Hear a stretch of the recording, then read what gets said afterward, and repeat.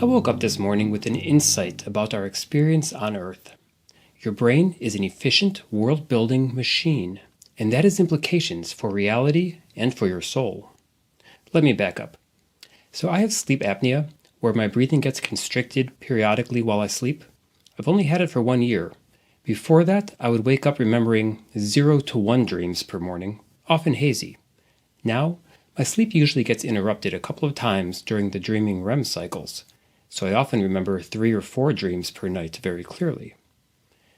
2 nights ago, I had a rough night, as you can see how often I was restless on the top line of this chart.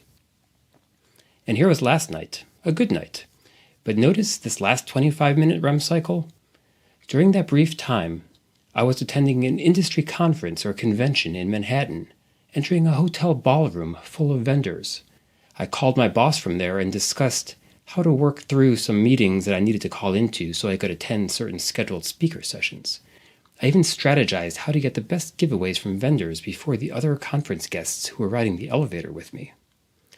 Why am I telling you this? Because I've never had that experience that I just described. But in 25 minutes, I lived a convincing, full-color, high-resolution, simulated reality that involved strategic thinking, social interactions, memories from my waking life, false memories, and even emotions. Incredible. And I had other dreams during those other REM cycles I showed you. Tracking my sleep has helped me appreciate just what an efficient builder of worlds the brain is. And there's not even any reason for that creation of an industry convention in Manhattan. That's just what it does when it disconnects from the signal that syncs up our brain with the collectively designed world, the world we share when awake, often called the Matrix. I previously described the brain as a radio receiver, but that's not quite right. If you spin the tuner dial on a radio, you get static. But if you shut off the sensory input to your brain, you don't get static. It's as if your radio lost the signal from 88.5, my NPR news station, and so my radio starts creating its own programming with fictitious interviews, news reports, musical guests, and more, all on its own. And that's not just while sleeping. Cut off the Matrix feed in a sensory deprivation tank, and you'll start hallucinating in minutes. That's exactly the same thing. You either feed the brain sensory input to drive the story, or it creates its own. So back to the soul. Does this mean that near-death experiences are hallucinations while the body's senses are offline? Or that past life regression hypnosis sessions are simply creations of a bored brain? No, quite the opposite, and I'll tell you why. Here's the conclusion I woke up with today. Remember that our physical bodies are, according to our spiritual sources, a vehicle for the soul to experience the physical realms, the 3rd through 5th densities. Our brains must be fairly self-sufficient because the frequential translation required to communicate between the physical realm and the spiritual planes is extreme. Therefore, the need for our very own in-house reality generators is obvious. It's like how you'd want some decent computer power in your PC if your internet bandwidth was too slow to work off a remote server.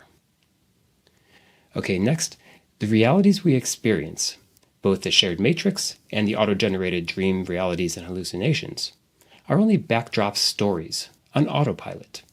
We overlay our creativity and self-direction upon them, manipulating the templates with our free will. That free will comes from the higher planes. You want evidence of that claim? Okay. Number 1.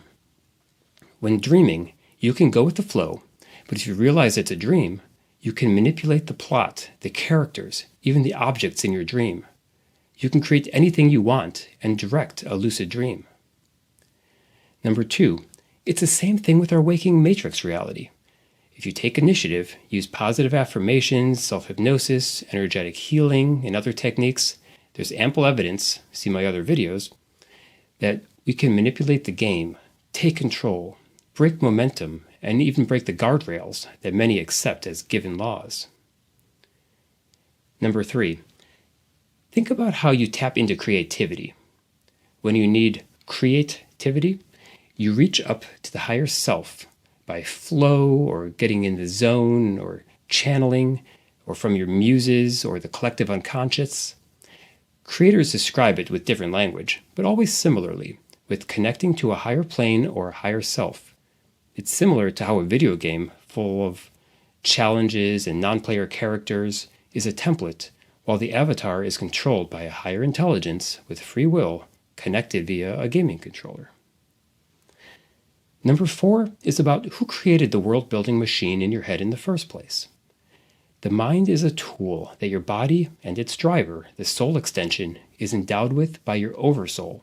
Your oversoul governs 12 soul extensions and is itself part of a monad of 12 oversouls, thus 144 soul extensions, each having numerous incarnations on physical worlds. Keep going up the hierarchy and you eventually reach the pure or Christ consciousness, often called the frequency of creation. But all that is needed to experience the dense lower planes, so the structure was put in place with your world-building brain as a key linkage to flow information back up the hierarchy to all that is. And finally, number 5, in addition to our current path of incarnations, we're told that advanced souls can create worlds on a grand scale, just as our collective matrix world was created for us. Regression hypnotherapy pioneer Dolores Cannon found that schools on various levels of the spirit world for souls at different stages of development. There are schools for becoming a guide, for learning to inspire inventors, composers, and artists, and yes, even to become a creator of worlds, on which souls will have experiences like they have on Earth. She had subjects walk through their experience of creating the biology and geology in fascinating detail. Further, Jane Roberts' channeling of the advanced soul Seth tells us we can become an artist, so to speak, using space and time as our medium. Can't wrap your head around that? Well, the Jesus Christ narrative, in its several forms, is one example of a time-spaced artwork crafted for our world's spiritual advancement. These are like alternate curriculums our souls can follow if interested, after we're done with our work here and ready for a new challenge. No, there's no stagnant paradise waiting for you after moving on from this life, sorry. So I hope I've given you something to think about today, and to dream about tonight. Follow Unlocking the Soul for more nuggets like this, and as always, please like and subscribe to show your support, and share this with that open-minded someone in your life.